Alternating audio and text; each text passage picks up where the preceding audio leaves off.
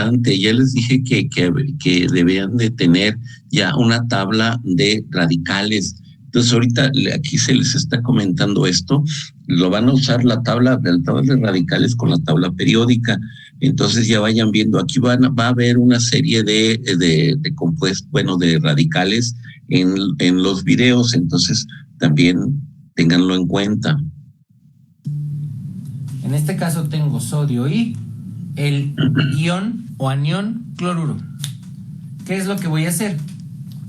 Primeramente voy a anotar en la fórmula al catión y después al anión correspondiente.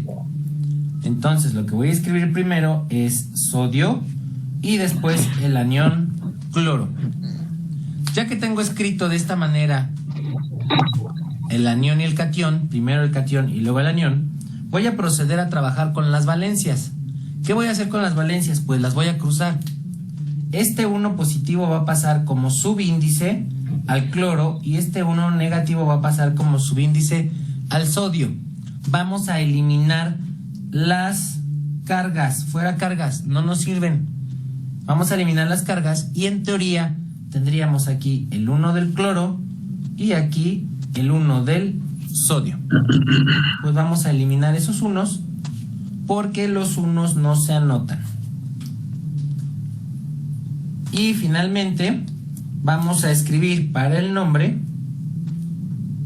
primeramente el anión y después el catión. Y vamos a agregar entre ambos la palabra de. Así este compuesto se llamará cloruro, que es el anión, agrego la partícula de y escribo el nombre del metal. Sencillo, ¿no?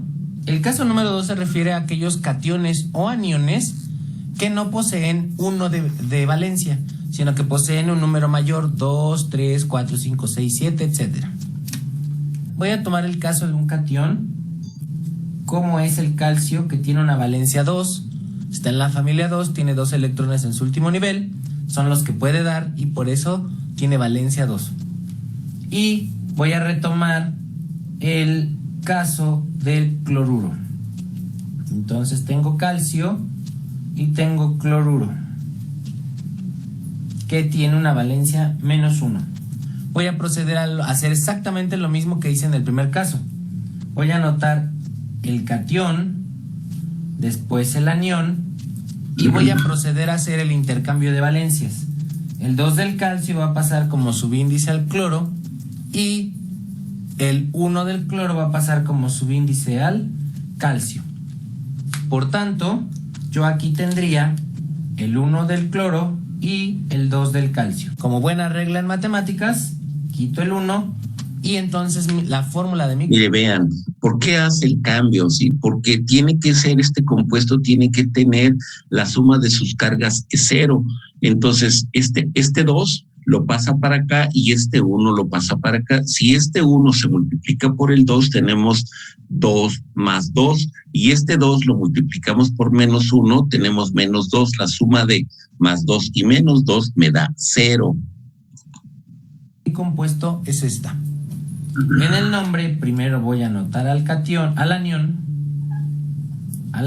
y después la partícula de y al catión. Y así ya tengo el compuesto cloruro de calcio. En el caso número 3 voy a hablar de aquellos cationes o aniones que no poseen un solo elemento, sino que poseen 2, 3 o hasta 4 elementos, pero a pesar de ser 4 elementos distintos, todos o 3 elementos o 2 elementos distintos, todos conforman una sola unidad. Esto es, tengo un catión muy conocido que se llama amonio, cuya valencia es +1 y cuya fórmula es NH4. Ese catión se considera como una sola unidad, toda completa, su NH con sus 4. Yo este 4 no lo voy a trabajar para nada, ya que esto pertenece a una sola entidad, a una sola cosa, que es el catión amonio.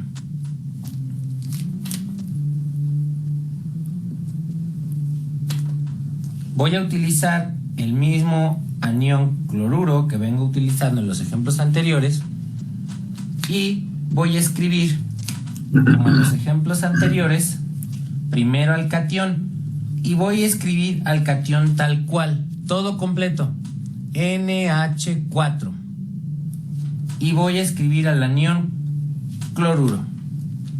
Procedo a hacer el intercambio de valencias y el 1 del amonio va a pasar como subíndice al cloro y el 1 del cloro va a pasar como subíndice al amonio. Yo tendría en teoría aquí el 1 del cloro y aquí el 1 del amonio. Pero por buena regla matemática elimino los unos, porque los unos no se escriben, y esta sería la fórmula de mi compuesto. Escribo el nombre del anión, que sería cloruro, la partícula D y el nombre del catión, amonio.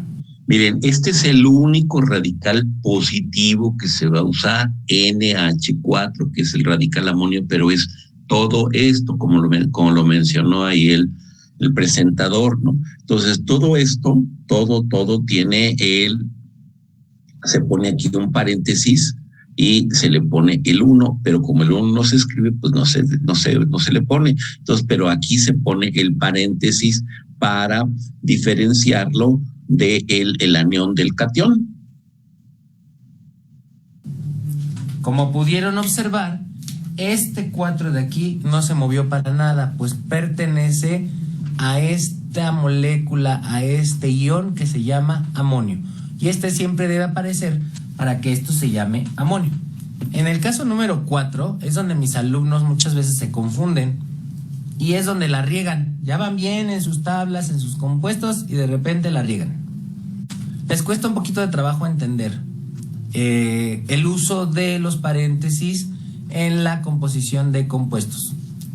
Voy a iniciar con el amonio, que es un catión que posee dos elementos y posee un número propio que es el 4.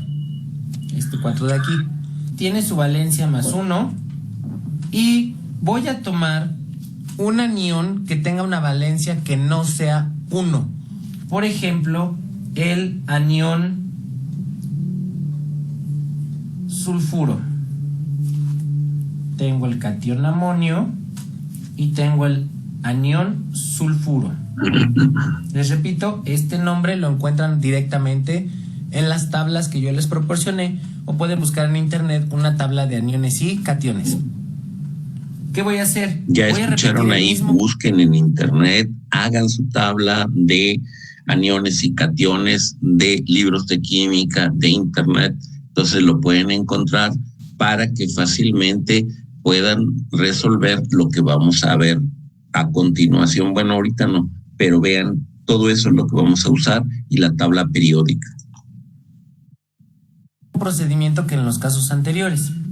Voy a escribir mi catión completo tal cual, NH4. Si yo omito alguna cosa de esto, entonces deja de ser amonio y se convierte en otra cosa diferente que no tiene nada que ver. Posteriormente voy a anotar mi anión, en este caso el azufre o el anión sulfuro. Mismo procedimiento, el 1 del amonio va a pasar como subíndice al sulfuro y el 2 del sulfuro va a pasar como subíndice al amonio. En teoría yo tendría aquí un 2 y un 1. En este caso voy a eliminar el 1, porque acuérdense que los 1 no se anotan, no los queremos, y me queda el 2.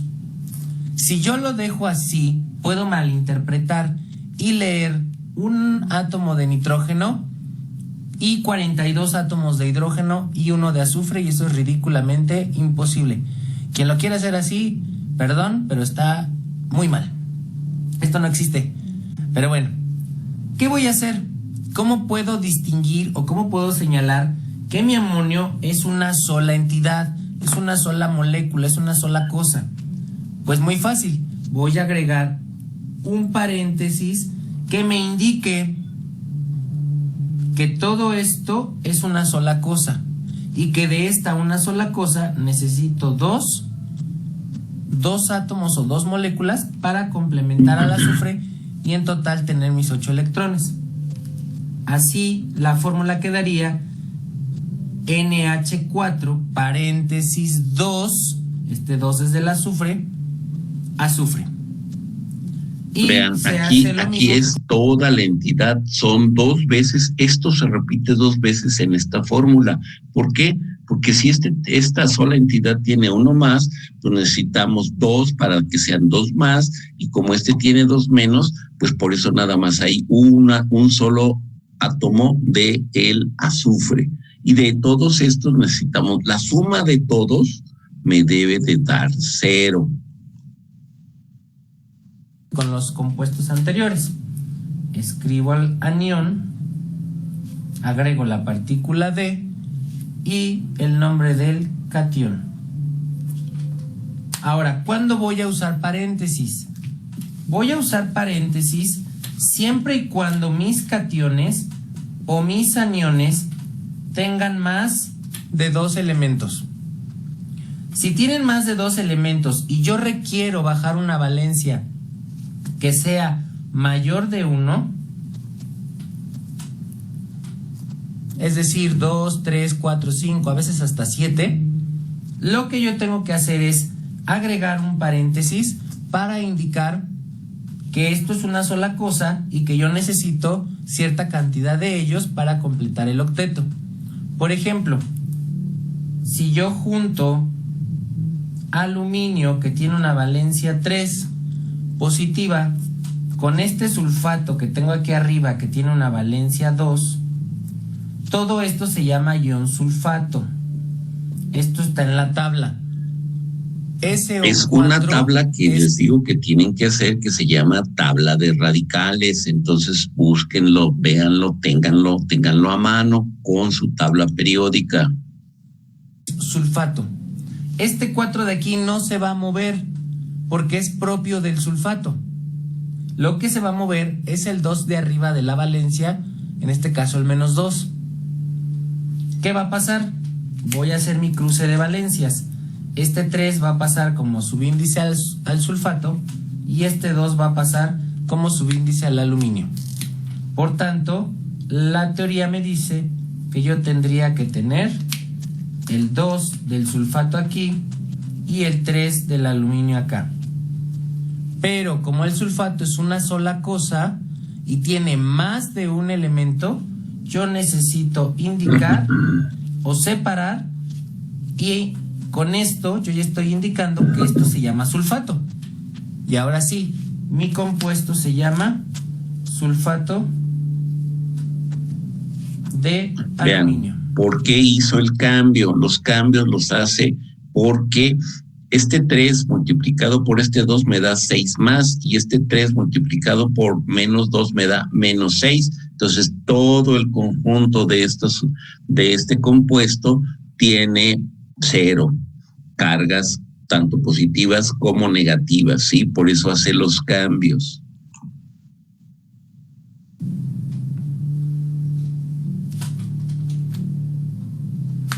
Entonces, ya para reforzar este conocimiento del uso de paréntesis, cuando yo tenga un catión que tiene un solo elemento, como el caso de la plata, y tenga un anión con una valencia superior a 2, yo aquí no necesito poner paréntesis. ¿Por qué?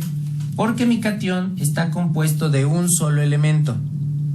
Hago el correspondiente cruce de valencias, escribo al catión, escribo al anión, el 1 de la plata va a pasar como subíndice al oxígeno y el 2 del oxígeno va a pasar como subíndice a la plata.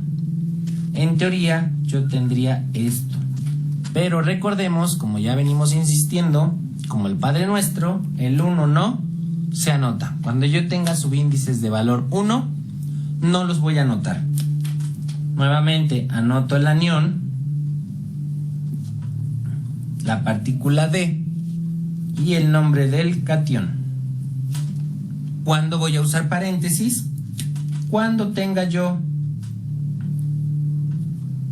un anión o un catión de valencia que no sea 1 y otro ion en el que yo tenga más de un elemento, en este caso el dicromato, voy a escribir a mi catión, a mi anión, tal cual están, con sus números completitos, este 2 y este 7, no se van a mover para nada, porque lo que se mueve es la valencia que tiene arriba en este caso, el anión. Hago el correspondiente cruce de valencias. Yo aquí tendría el 2 del dicromato y tendría yo aquí el 3 del aluminio. Pero para que no se lea 73, voy a colocar un paréntesis. Aquí sí requiero paréntesis porque tengo más de un elemento. Acá no, porque solamente tengo un elemento. Espero que este caso haya quedado claro, que es la situación que más se les complica a la hora de hacer compuestos iónicos y darles fórmula y nombre.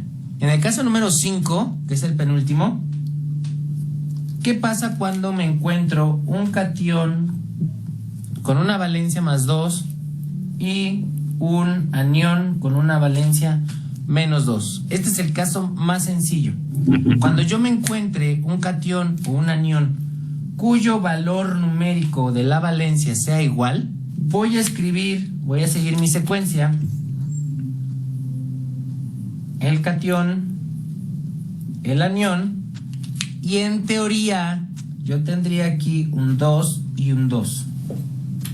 ¿Por qué no le voy a poner paréntesis? Porque las valencias son iguales numéricamente. Este tiene valencia menos 2 y este tiene valencia más 2. Cuando esto sucede, no vamos a escribir las valencias. De este modo, si tengo el catión aluminio con valencia más 3 y el anión nitruro con valencia menos 3, en automático detecto que son iguales, escribo mi catión, escribo mi anión y no voy a escribir nada porque las valencias son iguales. Y finalmente llegamos al caso número 6.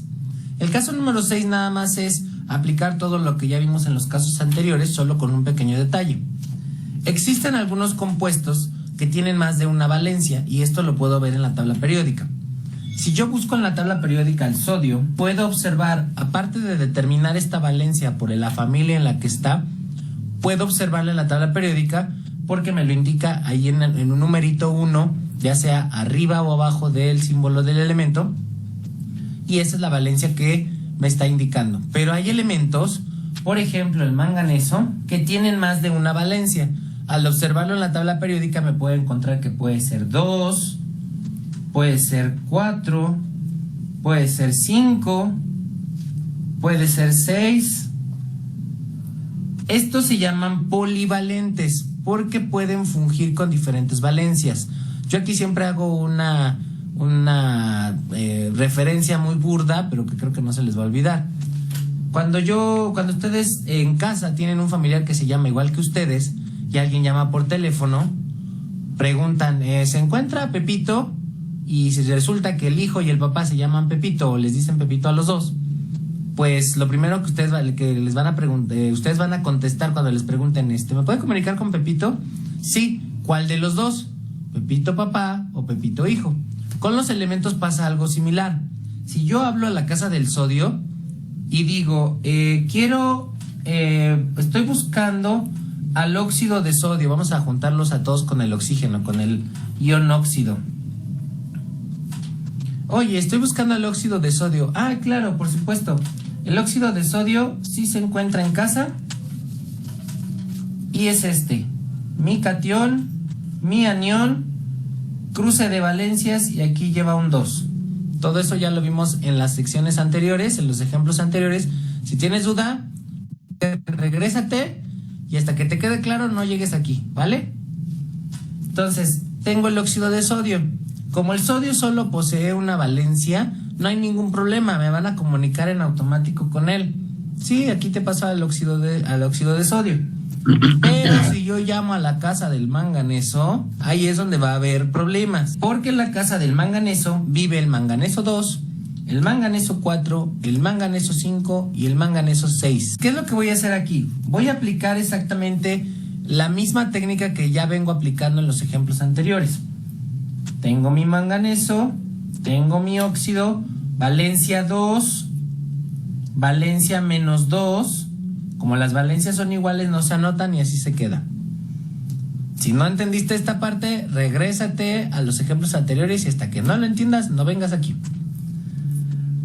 Después tengo el manganeso de valencia 4, el óxido de valencia menos 2, hago el cruce de valencias y voy a obtener esto. Voy a cruzar al óxido con el manganeso 5 y voy a tener este manganeso de valencia 5 con el óxido. Hago el cruce y voy a tener esta situación.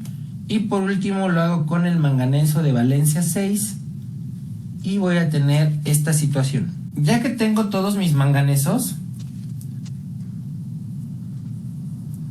¿por qué?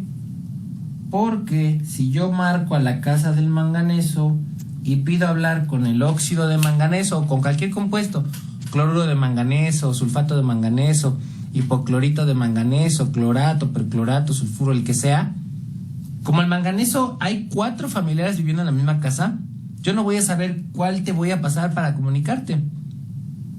¿Qué es lo que voy a hacer? Pues los voy a distinguir. ¿Cómo los voy a distinguir? Muy sencillo.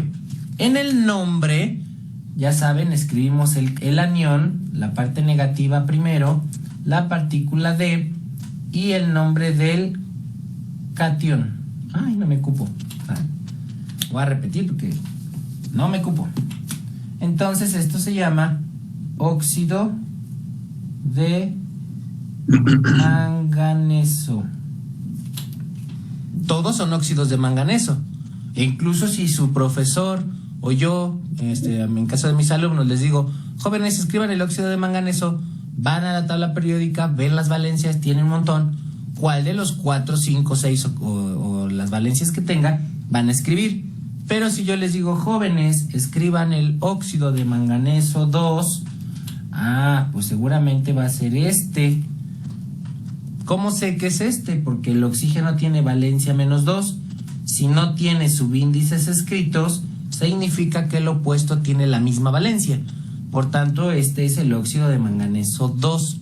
Y eso lo voy a especificar con un número romano entre paréntesis al final del nombre del compuesto. Por tanto, este se llamaría óxido de manganeso 4,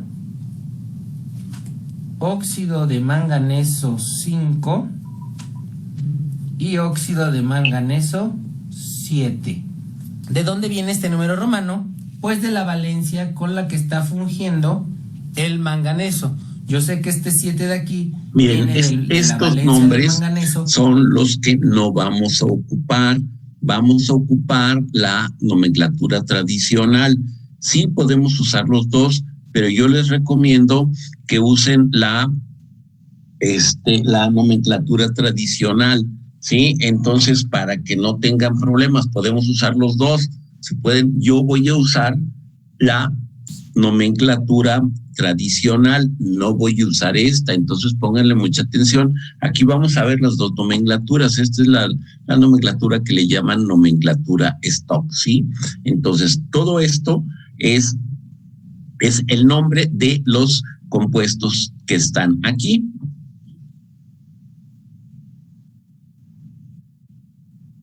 Este 2 viene de la valencia del óxido y entonces esta valencia me indica que, o este número más bien, me indica que la valencia del metal es de 7 y solo se anotan aquellos compuestos que tengan más de una valencia. ¿Sale? Aquí mucho ojo, no quiero ver óxidos de plata 1. Eso no existe porque la plata solo tiene una sola valencia, que es el más 1. Otros casos pueden ser el hierro, que tiene valencia 2 y valencia 3. Puede ser el cobre, que tiene valencia más 1 y valencia más 2. Y siempre especificaré en los compuestos. Entonces ahí ya tienen una forma de cómo hacer los compuestos. Entonces es importante que ustedes lo vean, que ustedes lo hagan. Miren, aquí hay otra nomenclatura que es también muy similar a ello. Entonces sí tienen que tener sus tablas de radicales y su tabla de componentes.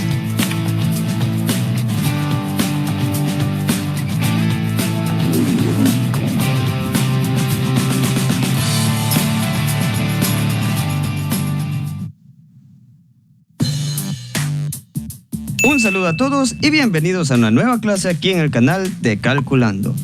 En el video anterior había dado un resumen completo de cómo se forman todos los compuestos inorgánicos mediante un cuadro sinóptico para tener una base principal de lo que se irá explicando en cada video que iré sacando a partir de ahora. Y tal como lo había mencionado antes, esta vez explicaré la formación de todos los compuestos inorgánicos con el método enseñado en el colegio. Y para este video el primer tema que voy a tratar será la nomenclatura. Así que sin más detalles, empecemos de una vez. Bien, ahora vamos a explicar lo que es la nomenclatura. La nomenclatura es el lenguaje que se emplea para designarles nombre a los compuestos químicos, desde los más simples hasta los más complejos. Y la notación química, o la ecuación química, como también la puedes llamar, es la representación escrita de los mismos. Cuando le damos un nombre a una ecuación química o le damos su nomenclatura, este consta de un nombre genérico y un nombre específico.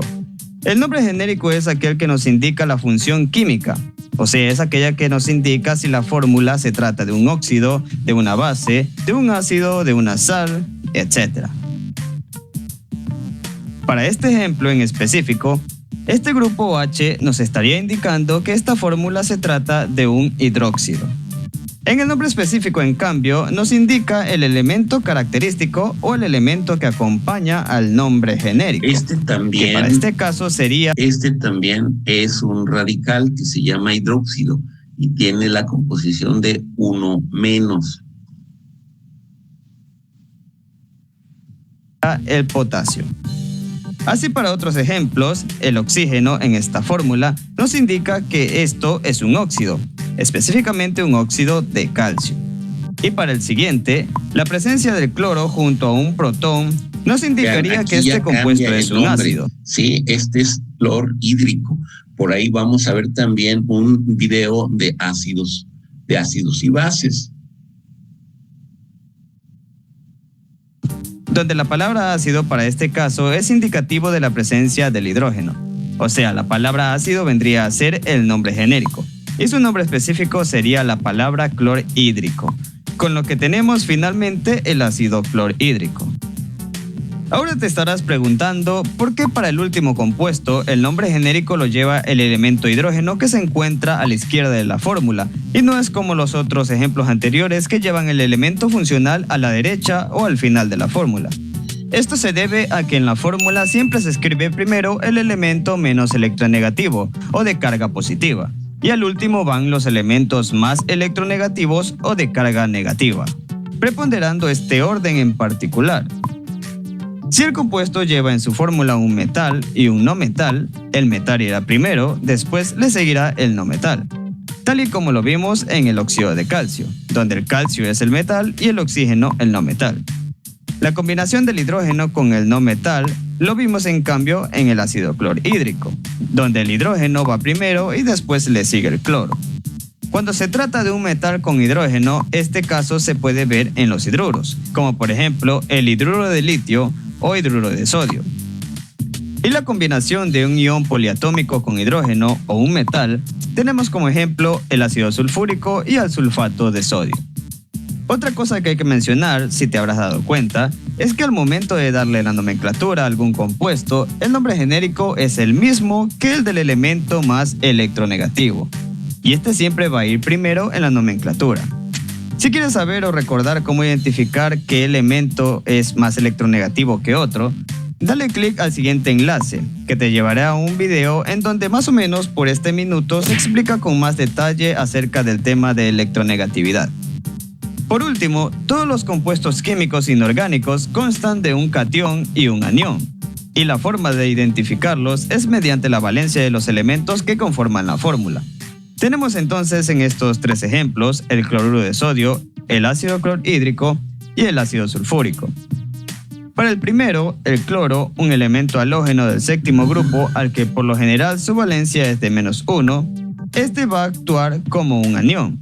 Y el sodio, que Miren, es un metal de valencia... En la tabla periódica, este elemento cloro tiene todas estas valencias. El bromo también, estas, +1, +5, -1. Y el iodo +1, +5, +7 y -1. Y todos estos que están en el grupo 1, pues tienen una valencia de 1 más. Se fija +1 es el que va a actuar como un catión en la fórmula. Para el siguiente compuesto, el catión vendría a ser el hidrógeno, tener valencia +1. Y el cloro, como ya lo mencionamos hace poco, por lo general siempre tendrá una carga negativa, por lo que comúnmente va a actuar como un anión, por su valencia de -1. Ya para el último, el catión o los cationes serían el par de hidrógenos, que se encuentran unidos a un grupo sulfato de valencia -2, que vendría a ser obviamente el anión. Una vez que hemos explicado la forma correcta de cómo deben ser escritas las fórmulas químicas inorgánicas, pasemos a ver los diversos sistemas de nomenclatura que se usan para nombrar a las fórmulas químicas. Estos sistemas son 3 en total: la tradicional, la stock y la sistemática. Cada uno de ellos usa prefijos y sufijos que son los que estás viendo ahora en pantalla. Cada uno de ellos utilizados de forma diferente según convenga. La diferencia entre los 3 sistemas es que el tradicional usa la mayoría de los sufijos y prefijos mostrados en el cuadro. Bueno, ya nos vamos a desconectar. Les pido que se vuelvan a conectar, por favor, para seguir con ello. Sí, y ahorita lo vemos. Gracias.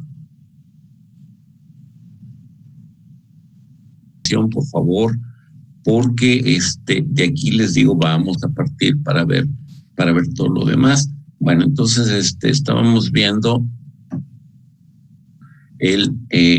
esta parte del video, ¿no?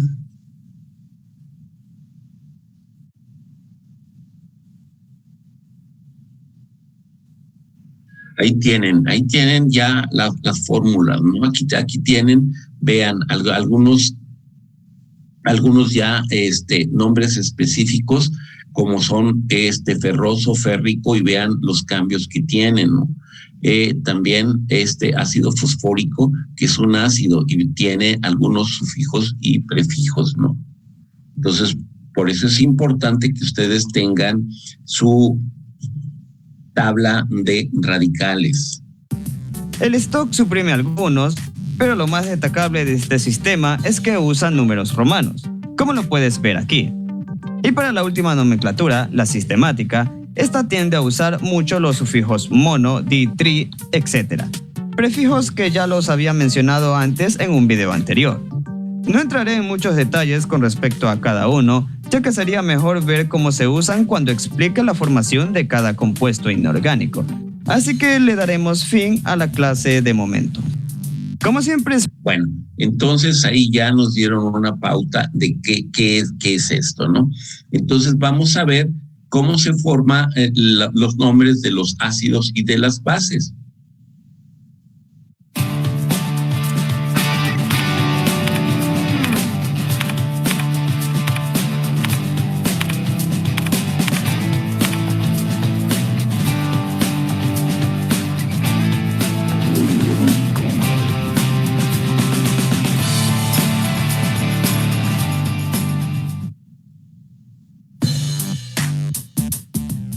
Hola, ¿qué tal a todos? Bienvenidos a otro video de Calculando. Bien, siguiendo con lo que hemos estudiado hasta ahora, esta vez nos toca ver la nomenclatura de los ácidos y las bases. Que si por si acaso no te has visto los videos anteriores pertenecientes al tema de nomenclatura, por acá arriba y en la descripción te estaré dejando los links para que vayas a ver los videos anteriores. Ahora sí, iniciemos con el tema que nos compete ahora. Ya todos estos ya los hemos visto, o sea, los anteriores. Como mencionó ahí, de los que tenemos, vimos ya vimos y vamos a ver que es interesante. no te has visto los videos anteriores pertenecientes al tema de nomenclatura, por acá arriba y en la descripción te estaré dejando los links para que vayas a ver los videos anteriores. Ahora sí, iniciemos con el tema que nos compete ahora. Expliquemos primero qué es un ácido. Un ácido es una sustancia que libera iones hidrógeno cuando se disuelve en agua. El ion hidrógeno también se lo conoce como protón, ya que el átomo de hidrógeno, al tener un solo electrón en su órbita, al perderlo existirá un único protón en su núcleo. Las fórmulas de los ácidos contienen uno o más hidrógenos, así como un grupo aniónico. Y de entre estos ácidos existen dos tipos, unos llamados ácidos hidrácidos y otros llamados ácidos oxiácidos. Los primeros están formados por un anión y un átomo de hidrógeno. Sus aniones, cuyo nombre termina en uro, forman ácidos cuyo nombre termina en hídrico. En algunos casos, como pasa con el cloro, se pueden asignar dos nombres diferentes al mismo ácido, pero esto dependerá en el estado físico en el que se encuentren. Por decir, para este compuesto, si se encuentra en estado gaseoso, se llamará cloruro de hidrógeno. Y cuando se encuentra en estado líquido, se llama ácido clorhídrico, solo que es cloruro de hidrógeno disuelto en agua. Los ácidos oxiácidos, a diferencia de los hidrácidos, están formados por hidrógeno, oxígeno y otro elemento también llamado elemento central. La fórmula de los oxiácidos por lo general se escriben con el hidrógeno primero, después el átomo central y al final el oxígeno. Tal y como se puede observar en los 5 siguientes ejemplos, donde tenemos al ácido carbónico, al ácido clórico, el nítrico, fosfórico y sulfúrico. Como habíamos visto en el video anterior, los oxianiones que tienen el mismo átomo central, como es el caso de estos tres, su cantidad de oxígenos varía. En el caso de los halógenos, cada uno formaba 4 fórmulas diferentes, donde los 2 primeros llevaban terminación ito. Vean aquí cómo cambia cuando son ácidos y cuando son radicales. Vean, aquí es hipo, clorito, clorito, clorato, hiperclorato. Se forman con estos sufijos y prefijos, ¿no? Ito, ato, ato.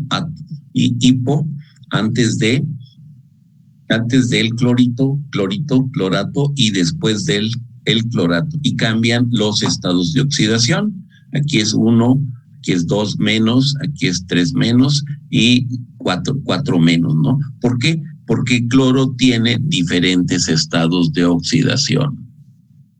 Y los 2 últimos una terminación ato. El primero, al tener la menor cantidad de oxígenos de los 4, también llevaba un prefijo, el cual era hipo.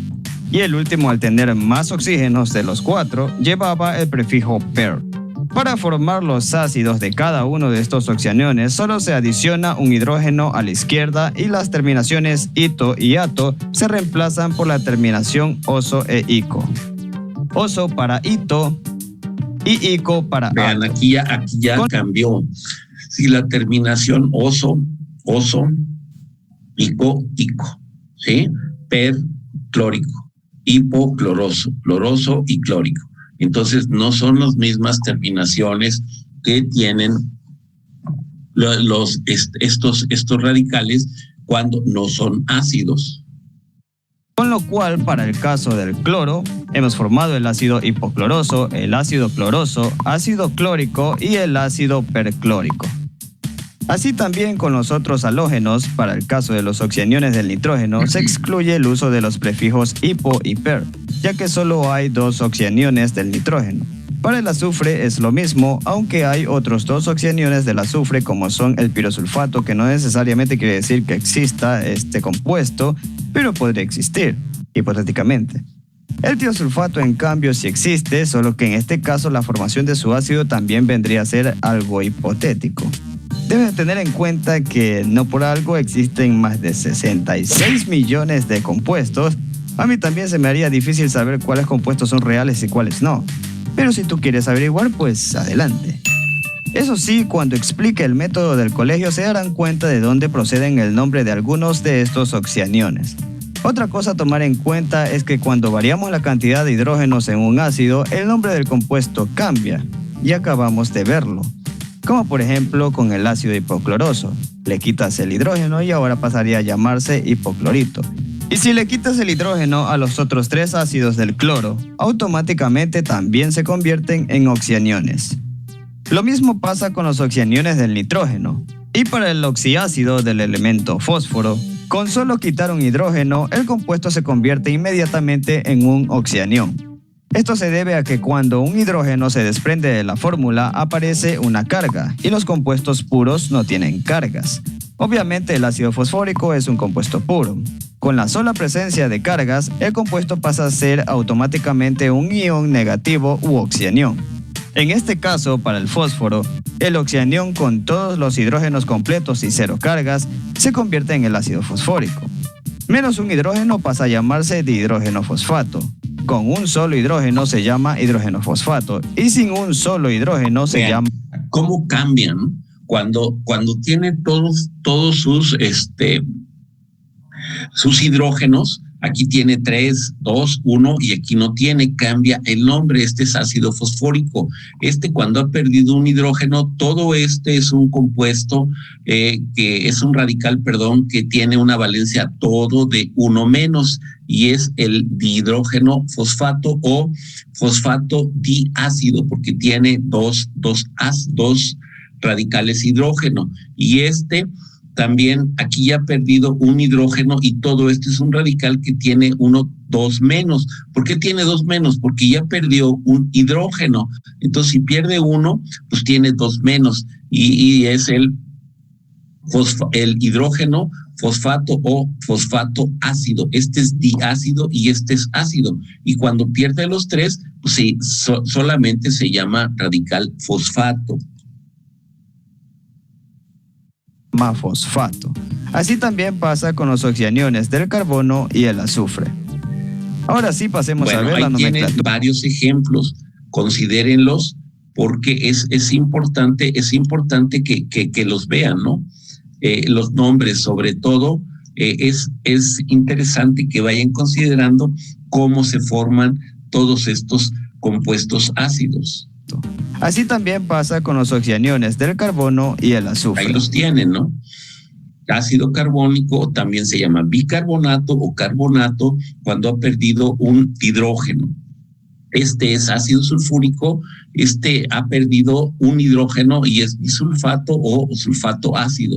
Y este es el sulfato únicamente porque ya perdió los dos hidrógenos. Lo mismo sucede con estos ácidos, ¿no? Vean, este es bisulfato o ácido sulfúrico porque tiene cuatro oxígenos y este es ácido sulfuroso porque tiene 3. Entonces vean cómo se forman los nombres de los ácidos. Ahora sí pasemos a ver la nomenclatura de las bases. Una base es aquella sustancia que cuando se disuelve en agua libera iones hidróxido. El mismo ion que vimos en la tabla del video pasado. Los hidróxidos se forman de la reacción de un óxido más agua, dándose como resultado un metal unido a un grupo OH. Y la cantidad de OHs dependerá directamente de la valencia del metal. Ahora algunos ejemplos tenemos al hidróxido de sodio, de potasio, de bario y el amoníaco. Hablemos un poco de este último. El amoníaco es un compuesto molecular en estado gaseoso o en estado líquido puro. Lo peculiar de este compuesto es que él no libera iones hidróxido como los otros 3 compuestos anteriores que mencioné, sino que los forma a partir del agua. El amoníaco reacciona parcialmente con el agua formándose un ion amonio y un ion hidroxilo. Como te darás cuenta, los iones hidroxilos... Vean cómo se formó el amoníaco, ¿sí? Perdón, el amonio, ¿sí? Agregándole agua, entonces pasa un hidrógeno del agua y se pasa a entonces en lugar de ser NH3 es NH4. Entonces este es el único radical positivo, ¿sí? Todos los demás son negativos. Xilo provienen del agua y no del amoníaco, y es el motivo por el cual se diferencia de otras bases. Y con esto último podemos concluir que la diferencia que hay entre un ácido y una base es que los ácidos al disolverse en agua liberan protones o iones hidrógeno de carga positiva. La liberación de iones hidrógeno es lo que le da la característica ácida a estos compuestos. En cambio, las bases al disolverse en agua liberan OHs de carga negativa o lo forman como es el caso del amoníaco. Y por este motivo es que estos compuestos actúan como base. Y con esto ya hemos terminado por el momento. Para la siguiente clase seguirán los hidratos y también aprenderemos la nomenclatura básica de ciertos compuestos orgánicos. Finalmente, solo me queda decirte que si te ha gustado el no video... vamos a ver los hidratos porque no tenemos hidratos. Entonces ya vean que ya vimos todo esto. Entonces vamos a ver un resumen de todo lo que se ha visto, por favor.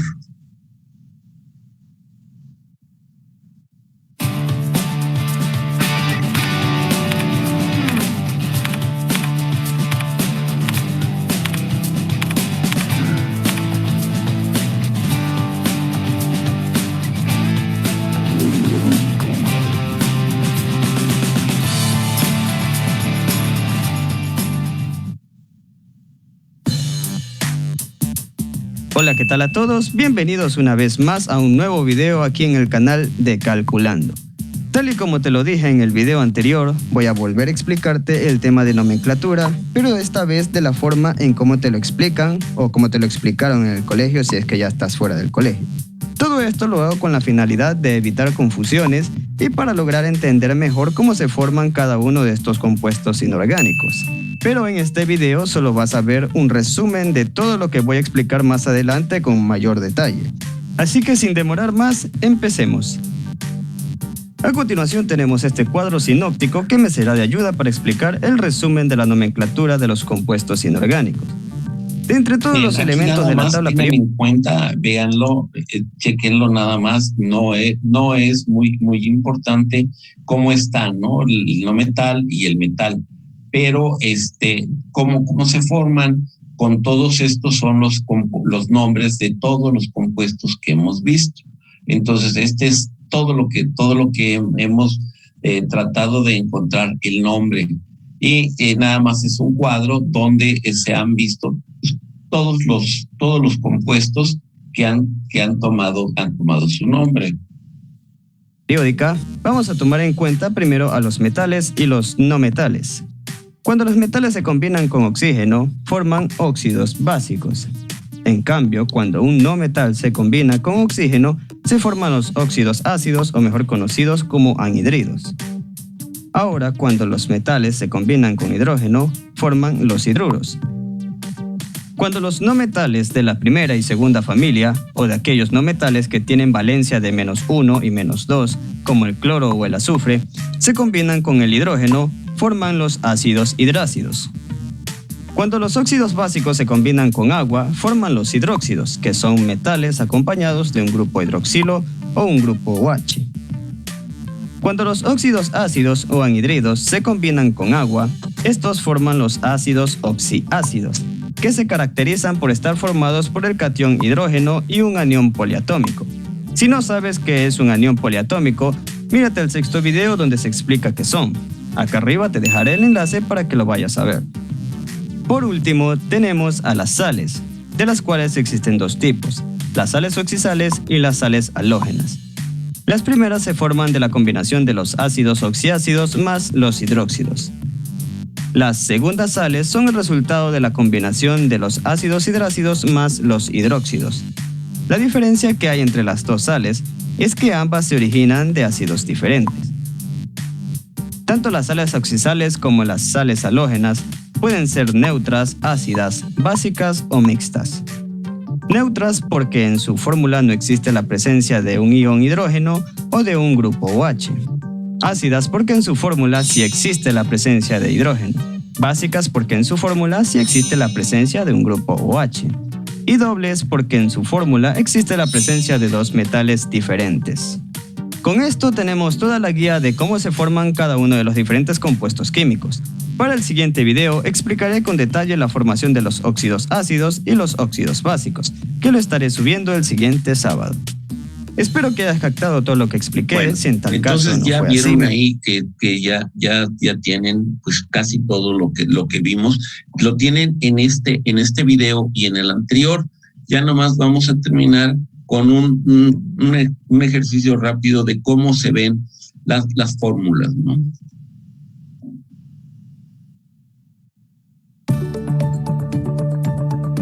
Hola, soy el maestro Víctor.